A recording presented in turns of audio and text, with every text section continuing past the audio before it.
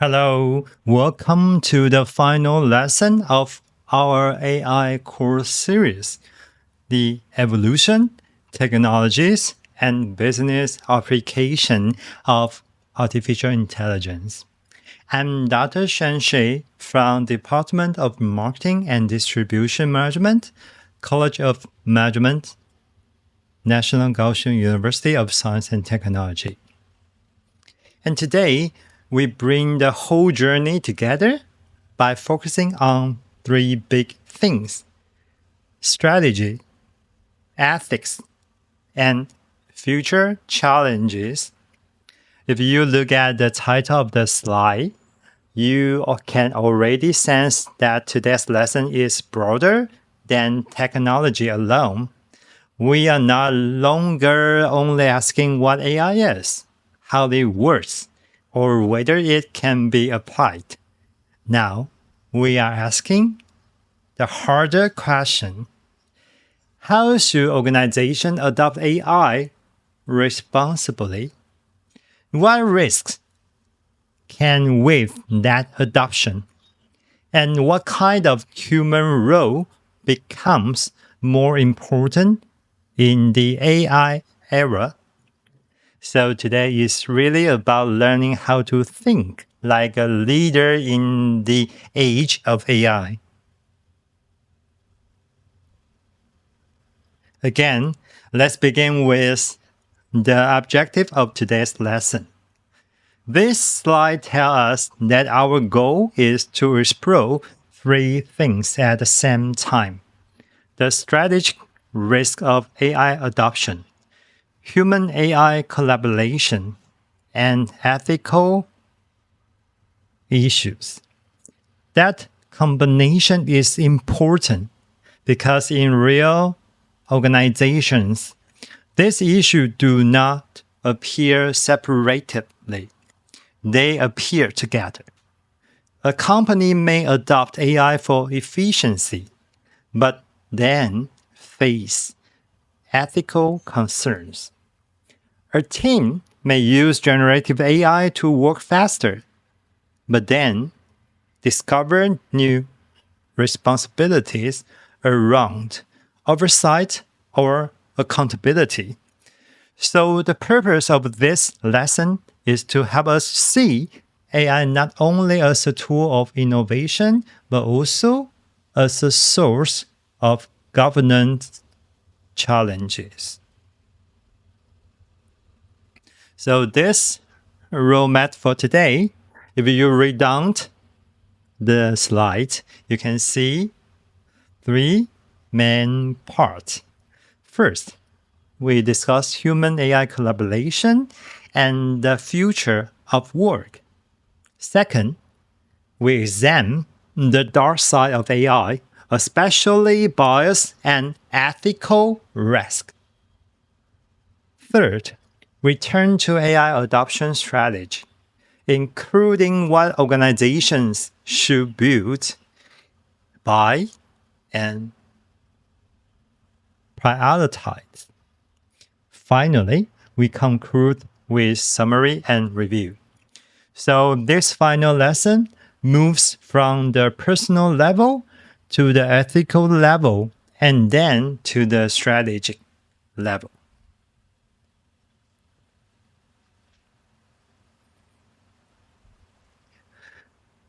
So let's begin with the question that many people care about most.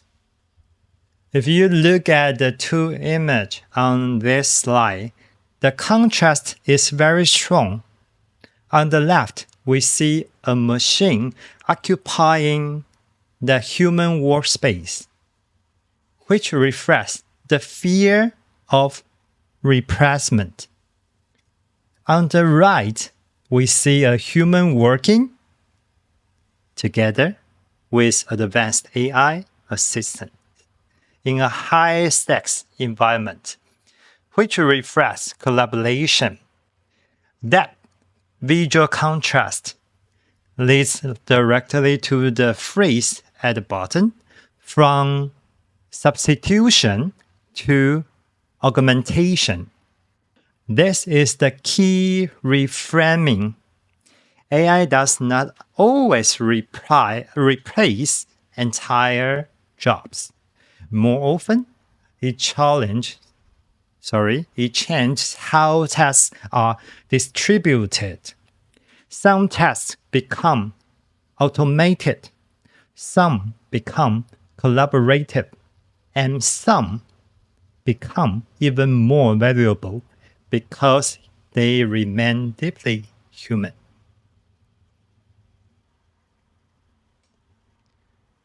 This slide gives us a very practical way to think about task decomposition. If you look at the image, it is designed like a 3-layer cake. That is a memorable metaphor because it visually separates different layers of work. At the bottom, the tasks handled by AI include data processing, draft generation, and pattern recognition. In the middle, we see human AI collaboration through prompting, iteration, and refinement. At the top, we see the tasks that remain strongly human, like judgment, ethical oversight, and emotional connection. This is a powerful framework because it shows that work is not longer a simple competition between humans and machines. It is a layered collaboration system. So the real question is not, will AI take my job, but which parts of my job are automated, which parts are co-created, and which parts become more human-centered.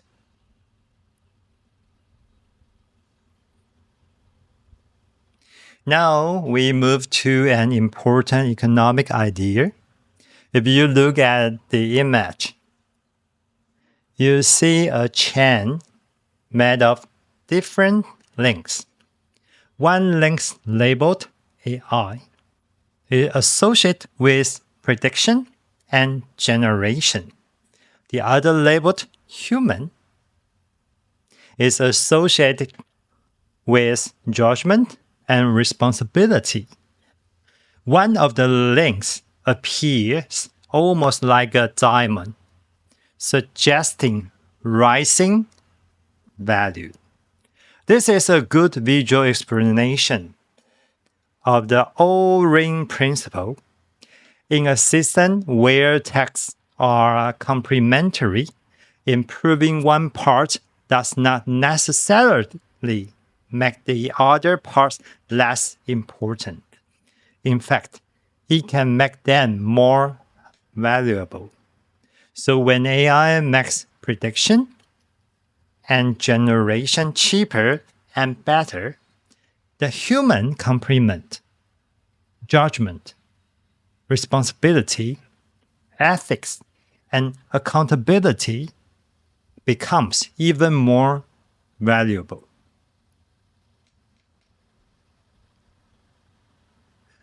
The slide turns that idea into specific human skills. If you look at the sequence of images, they show a person interacting with creative and textual AI systems, then reviewing and refining output. The sequence is very important. It reminds us that generative AI does not remove the need for human work. It changes the kind of work humans do.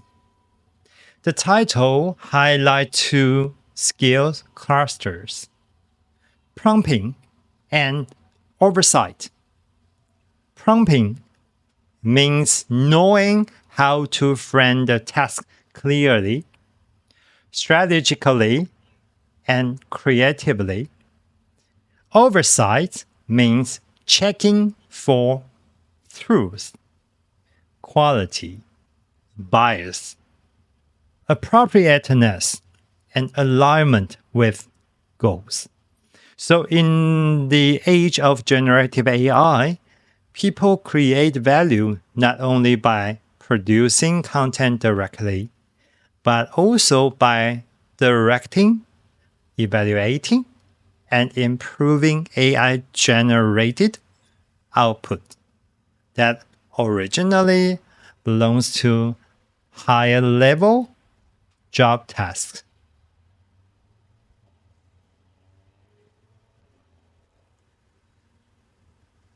So let's take a look about the dark side of AI. If you look at the image, the central metaphor is very powerful. AI is presented as a mirror of society. The people sitting in front of the computers look ordinary. But the message on the slide reminds us that what goes into the system shapes what comes out of it. That is why the text at the bottom is so important. Garbage in, garbage out, selection bias, labeling bias. AI does not create bias from nothing. Very often, it reflects, reproduces, and sometimes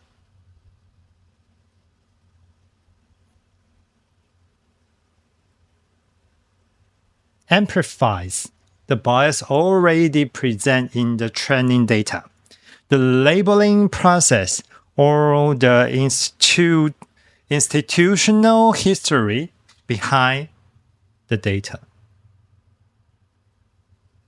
So that is a mirror of society. So we, as a human, have to check the data. The data originally created by us as a human.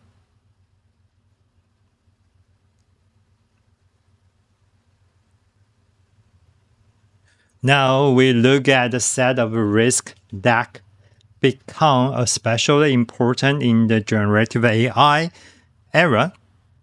The slide used two struggling visuals. On the left, we see an apparently realistic political image suggesting defects or fabricated media. On the right, we see a chatbot confidently producing false history information. Together, these images illustrate the two sides of the risk: hallucinations and malicious use. This is what makes generative AI different. Analytical AI may misclassify, but generative AI can produce entirely new falsehoods that look convincing. So the managerial challenge is not only accuracy, it is also trust, verification, and the risk of scale. Because false content can be generated cheaply, the social consequences become much larger.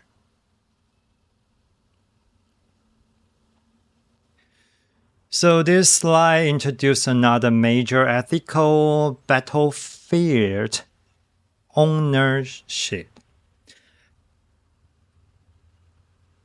If you look at the image, you see a human artist painting, while a robot appears to absorb that work and generate many similar outcomes. It is a vivid visual metaphor for one of the most controversial questions in generative AI. Where is the line between inspiration, training, imitation, and infringement?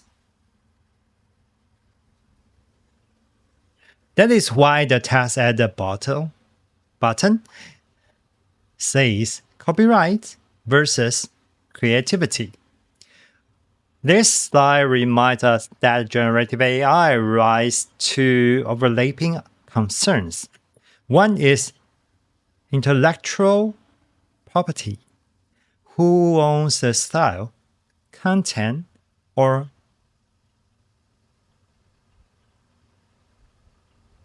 derivative outcome?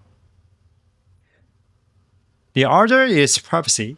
What happens when sensitive personal or corporate information is fed into a model? So this is not only a legal issue, it is also a strategic and ethical issue about control, consent, and ownership. Now we come back to a classic AI problem, explainability. If you look at the slide, the visual is very simple and very effective. On the left, a long application goes into a black box. On the right, the output says rejected. That is the whole problem in one image. This issue is not only that the model gives an answer, the issue is that we may not understand why it gave that answer. And that becomes especially difficult in high-stakes domains, such as lending, hiring, healthcare, or law enforcement. That is why the phrase at the bottom, explainability versus accuracy, matters so much. Sometimes the most accurate model is not the most transparent one, and when real human consequences are involved, that trade-off becomes a serious governance question.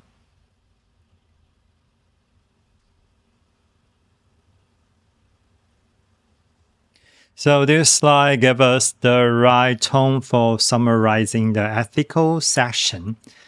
If you look at the image, the robot is dressed almost like a professional manager.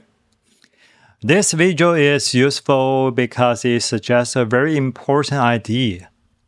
AI should not only be powerful, it should also be responsible.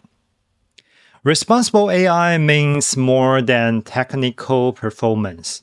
It means fair data practice, human oversight, transparency, accountability, privacy protection, and ethical boundaries around what systems should and should not do. So this slide is reminding us that the future of AI is not just about building stronger systems. It is about building systems we can trust.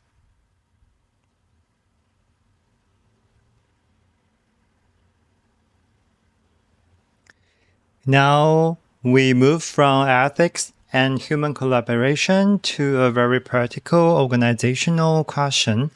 How does a company actually become an AI-enabled company? If you look at this slide, the diagram shows 4 stages of digital operating model in transformation. I recommend you see from left to right, because the chart itself tells a very important story. The first stage is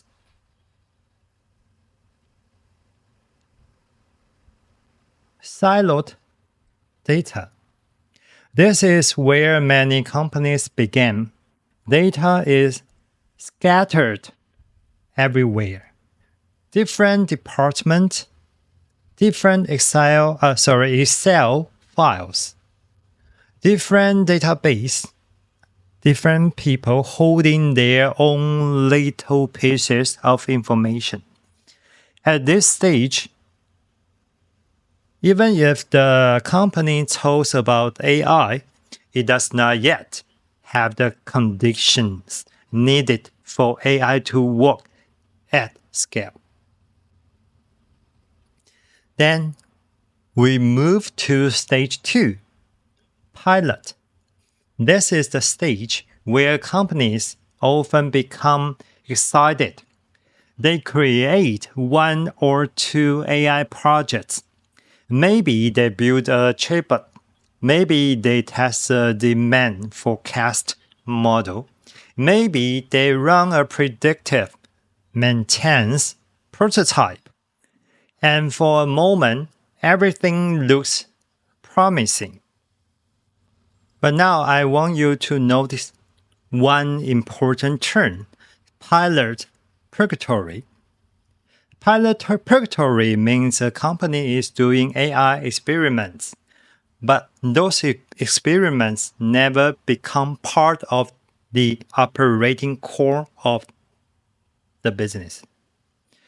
The project gets attention, maybe even media exposure, but it does not scale. It remains isolated. And this is more common than many people realize. In fact, many organizations say they are doing AI, but what they are really doing is collecting disconnected pilots. They are not transforming the firm. They are just decorating the firm with a few AI initiatives. That is why the next stage matters so much. Data hub. This is the architectural turning point. The company stopped treating data as departmental property and begins treating it as strategic infrastructure. Data becomes connected, accessible, and reusable across the organization. And only after that can a company reach stage 4, the AI factory. This is where prediction, experimentation, action, and feedback form a self-reinforcing loop. AI is no longer a side project. It becomes part of how the organization operates every day. So the key lesson of this slide is very simple. The biggest barrier to AI transformation is often not the model. It is the architecture. Without unified data flows, AI remains hungry. Without system integration, AI remains small. And without organizational redesign, AI remains a demo. So if your company wants to move from doing a few AI projects to becoming an AI-powered company, you must first ask, do our data accurately flow?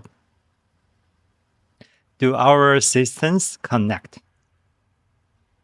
And can a successful experiment become part of the core business?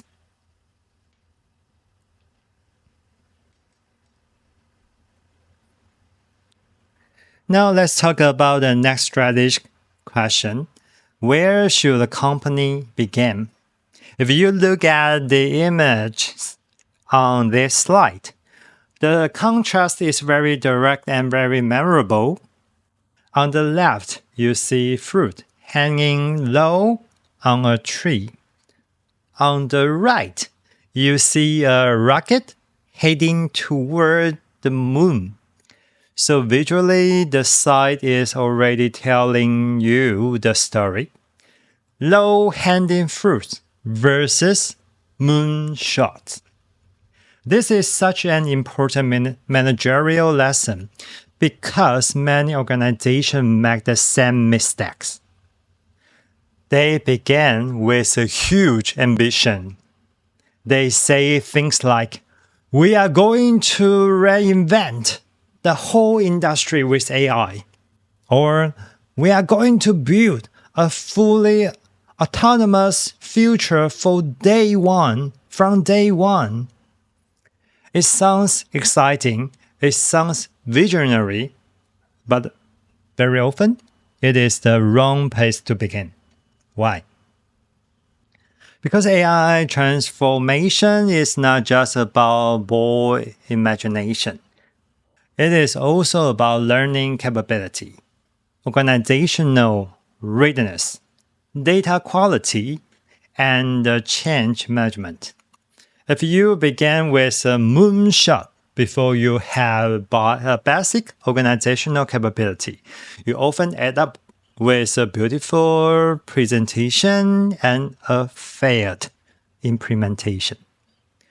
That is why the left side of the slide matters so much.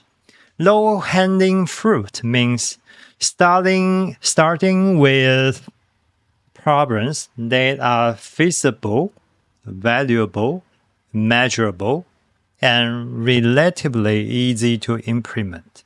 For example, can you use RPA plus AI to automate invoice matching? Can you use a chatbot to answer 70 to 80% of repetitive customer questions? Can you use generative AI to summarize internal reports or first draft routine documents? Can you use machine learning to flag unusual transactions or prioritize sales leads? These are not glamorous moonshot projects, but they do something extremely important. They help the organization learn. They create early wins. They build confidence. They reveal data problems. They teach managers what AI can and cannot do. And that learning becomes the foundation for large transformation later. Now, I also want to add one more modern point here. Today, company can use generative AI as a strategic thinking partner. In the divergence stage, you can ask AI to generate possible use cases across your businesses. In the convergence stage, you can also ask it to compare those ideas in terms of feasibility, cost, impact, and implementation difficulty. So AI is not only something you adopt, it can also help you think about how to adopt AI.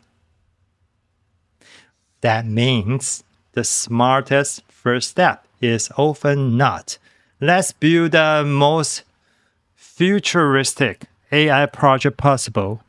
Instead, it is, "Let's choose one problem where AI can create visible value and where our organization can actually learn from success."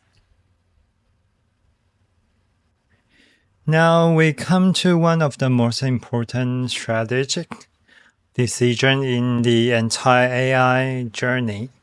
build or buy. If you look at this slide, the central equation says successful decision is equal to AI prediction plus human judgment. That formula reminds us that AI contributes prediction, while human contribute judgment, but once the firms accept that equation, another question immediately follows. Which prediction capability should we own and which should we simply purchase as a service?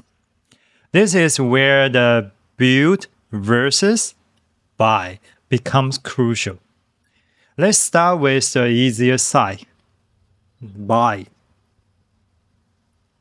If the AI capability is generic, standardized, and not strategically unique, such as speech-to-text, STT, or TTS, text-to-speech, basic translation, OCR, facial verification, or common computer vision tasks, then buying often makes sense. These are utility-like capability. Just as you do not build your own electricity grid, you usually do not need to build your own generic speech model from scratch. Now let's move on to the other side, build.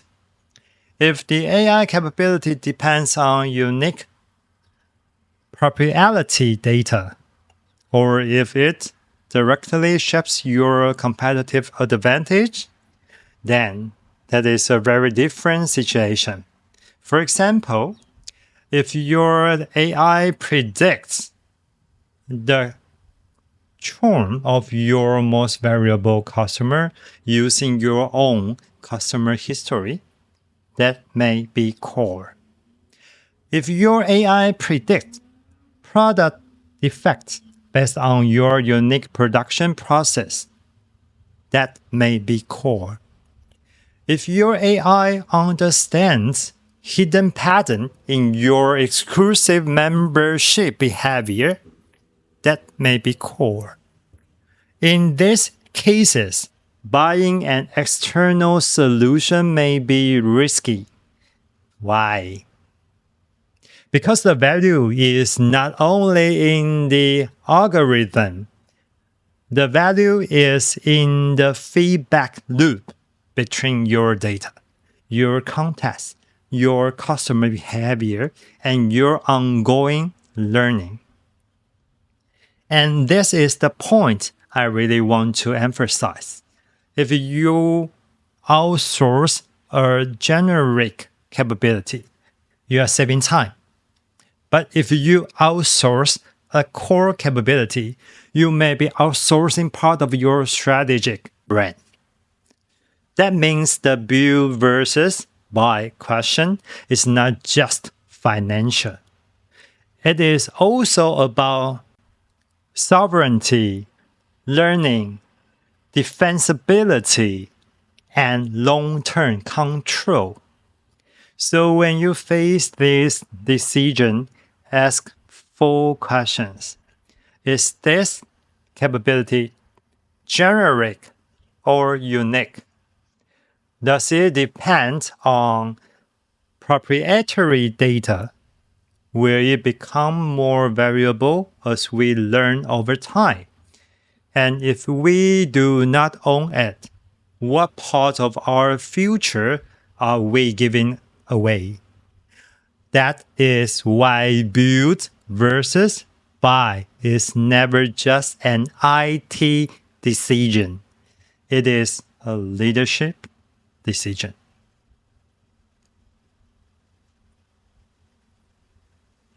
Now we come to the final summary of the entire course. If you look at this slide, the image of the scale is very powerful. A scale always suggests judgment, balance, and responsibility. That makes it the perfect visual for the final lesson. AI is powerful, but leadership is about balance. Across these 6 lessons, we have explored AI from multiple angles: its evolution, its definitions, its learning logic, its business value, its role in service and marketing, and now its strategic and ethical implications. So if I had to compress the whole course into one leadership message, it would be this: the future does not belong to the people who simply use AI the fastest. It belongs to the people who understand how to combine machine prediction with human judgment. AI can calculate faster than we can. It can generate more than we can. It can identify patterns we might miss. But it still depends on people to define goals, set boundaries, weigh consequences, and take responsibility. This is why leadership becomes more important, not less, in the age of AI. And that is also why the final formula matters so much. A successful decision is not made by AI alone. It is made when AI contributes prediction and humans contribute judgment. So as you move forward, whether you become a manager, entrepreneur, strategist, or researcher, I hope you remember this. Do not compete with AI on speed alone. Compete on clarity of purpose. Compete on judgment. Compete on ethics. Compete on the ability to decide what should matter, and compete on humanities. Because in the end, AI may become the engine, but humans must still hold the steering wheel. Thanks for your watching.